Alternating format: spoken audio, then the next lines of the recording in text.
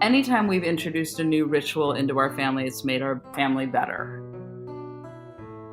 Hi everyone, I'm Delaney Rustin, a physician and longtime filmmaker, including having made the films Screenagers and Screenagers Next Chapter.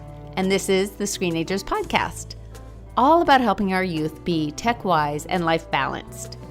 I'm super excited to be recording interviews with families who are experimenting with having special times for screen-free togetherness. And I'm jazzed to be sharing these with you. Today on the show, it's great to have filmmaker and changemaker Tiffany Shlain and her high school daughter Odessa, who is graduating high school this year. Tiffany has been really interested in the issue of tech balance in all of our lives. Not long ago, in fact, her book was published entitled 24/6, The Power of Unplugging One Day a Week. At its core, it looks at how her family has been unplugging for years with their weekly tech Shabbat. Okay, so let's get right into it. And if you have kids, maybe they will want to listen with you. Okay, I'm going to ask Odessa for you to say, what is your family's tech Shabbat? Can you explain what that is? Yes. Our family's tech Shabbat is we don't use screens for 24 hours from Friday night to Saturday night. Tell me more. From Shabbat dinner on Friday night, which is around 7 now, and then until 5 p.m., a sharp 5 p.m. on Saturday night. Yeah, the start time of Shabbat kind of changes depending on the weather. Because we've been having it outside, and we've been doing it for over 11 years. Mm-hmm. And Tiffany, tell me how you got the idea to start it. Well, let's see. I'm Jewish. We are not religious, but I would say we're very culturally Jewish, but we did Shabbat occasionally, and for those that don't know what Shabbat is, it's for most American Jews, it's like a nice Friday night meal, candles, challah. If you are an Orthodox Jew, which we are as far away as possible from that, you do. But not in a negative way. Not in a negative way. We just don't do it religiously. Yeah, then you would do a full day of rest, which is they use no electricity. They have a lot of rules around what that means, and so if you go to Israel, the whole country shuts down. Not that they're all religious Jews, but it's really dictated by a full day of rest. We have done a modern interpretation of it in our home, which we call Tech Shabbat, which means no screens. Because to us, rest in the 21st century, when we're so inundated with screens and notification, it really is about turning off screens. And kind of where it started was I was feeling so distracted. My husband and I are very immersed in tech. He's a professor of robotics. I founded the Webby Awards. We've always been super interested in trying out the latest technology first. We got the iPhones first out of the gate. And I hated the way I was feeling. I was just feeling so distracted, like I was never present. I wasn't ever really anywhere. I was everywhere and nowhere. And then I had this kind of dramatic couple of weeks in my life where I lost my father to brain cancer. And my second daughter, Bluma, was born. And it was really one of those wake up moments of life grabbing me by the shoulders and saying, how do you want to live your life? And I did not like the way the screens were just taking away so much. So that's when we started doing tech Shabbats. And it was such an immediate oasis of calm and presence and reconnection as a family. It was just amazing how quickly it kind of made me feel like I returned to myself, and our family reconnected in this deep way that I think when everyone's kind of on a different screen or nagging someone to get off a screen, you don't connect in the same way. Mm-hmm. And Odessa, what's a typical night and Saturday then for you in particular? From Friday night to Saturday night, or just Saturday and then No, start with Friday night because that's always fun. So Friday night usually starts and my mom and I go to Whole Foods to pick up groceries for our Shabbat dinner, and then we have a half hour of setting up. We put on music and we set up appetizers, and then we greet our guests. We have this big Shabbat dinner outside where we have lots of rituals with our Shabbat, and we have the same exact food every Friday. And it's all home cooked and it's the same meal. And then we sleep really well, and then the next morning we do, I would say, a variety of things, but there's some common themes. Normally it's sleeping in, we go on a walk with our dog at some point, some sort of hike or physical activity. Sometimes you go to the farmer's market, or like cook some elaborate meal. We do a lot of reading and playing that night guitar. we play music. It's like a day of joy, but it's kind of like analog joy, I would say. And no work. That's yeah. the central tenet of Yeah, she Shabbat, is can't that do you're not homework. supposed to work. Yeah, right. And that is so, I mean, I think that part is so key. I usually get up before the kids get up on Saturday, and I do a lot of writing and journaling and processing from the week. And I always have my best ideas on Saturday when there's not so much input. Like, we're just receiving so much input all the time. And it's the day I think of it as digesting the week and making sense of it, reflecting. And I save, like, if Odessa sent me an interesting article, or Ken, I'm like, oh, I'll save that for Saturday, because I read in such a different way on Saturday. Like, I read in a generous way. But it's a day of joy. Like, Saturday is fantastic. I mean, the whole experience of Friday is very social. You know, we make this beautiful meal. We have friends and family over. It's very social, and my favorite meal of the week, because everyone's very present, because there's no phones allowed. It's meaningful. It's funny. Everyone laughs more because there's no phones to interrupt that. And then Saturday is more of a quiet, I would say. Wouldn't you say it's kind of? Yeah, there's lots of conversations that are just kind of like you wouldn't have normally, but just because like my sister and I lie on the ground a lot. It's just kind of a day we can lie on the floor, and that's okay for a couple of hours. You guys do lie on the floor. Yeah, we do. And also, you two connect. And Dad and I always comment, like last weekend when you guys didn't want to go on the walk, then we went on the walk, and you two were laughing and singing Hamilton songs. I was like, that would never happen if there were screens around. Yeah. I mean, you guys were like, you sang the whole score to Hamilton. Basically, on the height. But I think at the top of our lungs. I think without the whole world, like during the week, you know, with your phone or your screen, every friend, every family member has access to the news, the FOMO, the social media. And then, like, for one day, it's just about who's in the house. Okay, so I'm going to play a little bit, get more gritty here, a little bit of a devil's advocate. So, okay, so you go on that walk with the family. Does not one phone comes with the four of you? No.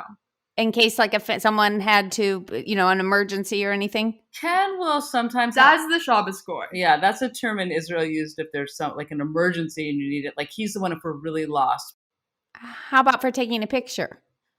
We usually, I'll tell you, 95, because I'm a documentarian like you. I love taking pictures, but that's the one day that we have hardly any documentation. For a while there, we had the Polaroid, which we called Shabbat Cam. And we'll get other people to take photos. We take other people to take photos if they want to. But it's really a day about not trying to record the day. It's like just be in the moment. And yes, Ken, if it's a crazy emergency, and we've done it with two kids in soccer, and not well. Well, we do have a landline, and I always had a mom like on another team that would call me if the field changed. But we've had a couple mess ups because of that. But really, in 11 years, how many times have people called our home line for an emergency?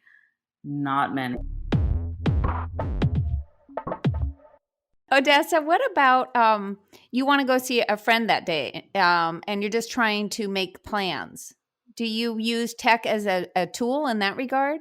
So I don't normally make plans for Saturday. That's like family day. Because honestly, like I even though socializing is wonderful, it is another kind of work. Which not that I don't enjoy seeing my friends, but I do recognize, like, as an introvert, it's draining for me. But there are exceptions to our tech Shabbat, like when I had a Junior State of America convention last weekend. So I had to be online all weekend, and so. And do you feel the difference? It's like, I'm exhausted this week. I didn't get a tech Shabbat, but I don't try to make plans on Saturday. Yeah, and what we do often is for the social component, Friday night for tech Shabbat, we often will invite our friends, our kids' friends' families over for Shabbat. So it's such a great way to know who your kids are hanging out with and who their families are. So a lot of times if they're wanting that socialness, we'll be like, let's invite, so-and-so's family over. And we do have that a lot. I mean, I would say a lot of those dinners are hanging out with and getting to know our friends, kids, friends, family. And then on Saturday night is really their night that they can do things. I love that you have that your friends sometimes will come with their parents, which gets harder as our kids are, teen age. Sometimes they're reticent, but hopefully they would be open to it. And then I always would send an email, it's going to be screen free, leave your phone or whatnot. We do that. Yeah. It's actually not the kids who have issues with this. It's the adults will bring out their phones and you're just quite a bit. And I'm like, it's such... Well, we usually send an email right before they come, like, any food allergies, here's our address again. And just a reminder, we're screen free. And most of the time people remember, but sometimes, it's the parents. And you're kind of like, I don't want anyone to feel uncomfortable.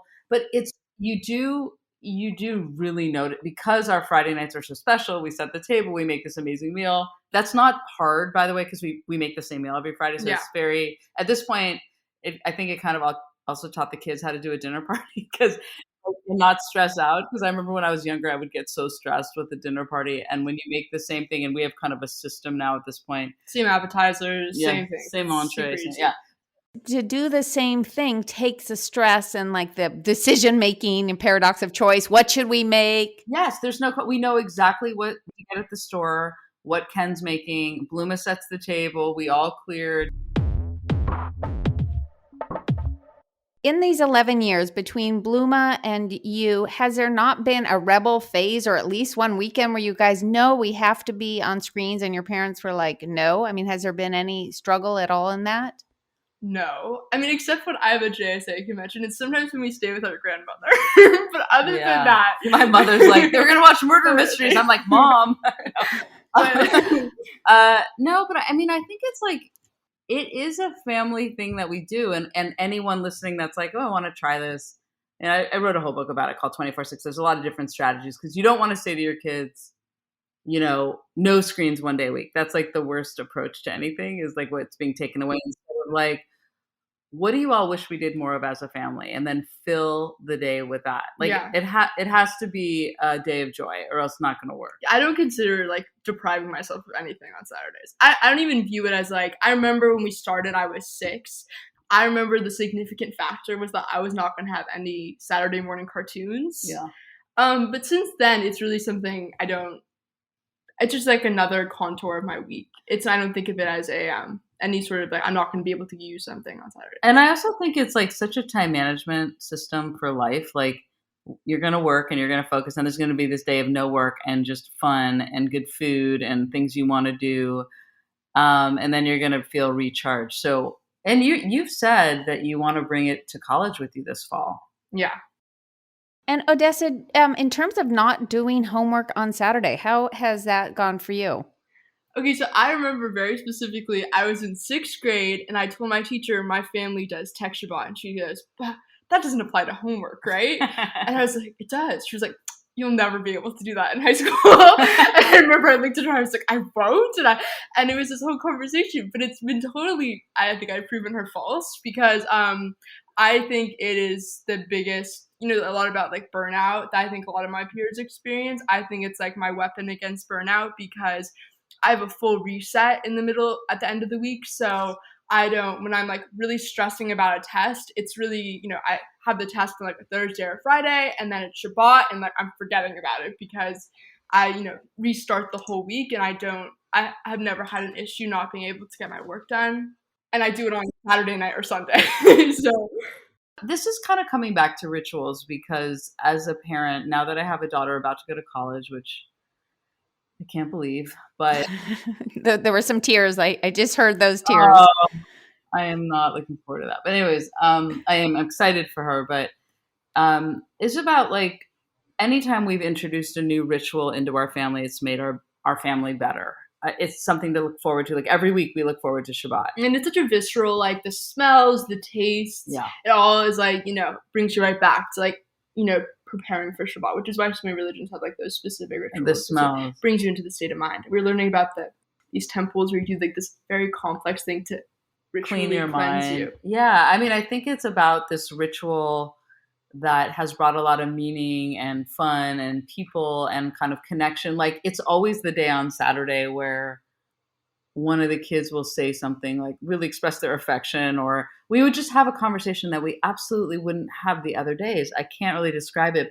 I guess I wonder, for sometimes, particularly teens will go through phases where they really are dying to go off and be with their friend that day. This is a unique situation.